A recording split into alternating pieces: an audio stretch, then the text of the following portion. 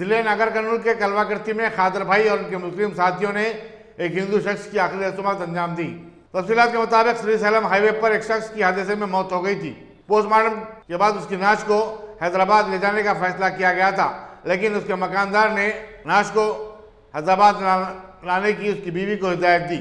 इत्तला मिलने पर खादर भाई और उनकी टीम के अरकान गौस, शाकिर और सुहेल ने उसकी बीवी की इजाज़त से नाश दवाखाने से हासिल की और अपने खर्चे से अंतिम संस्कार किया।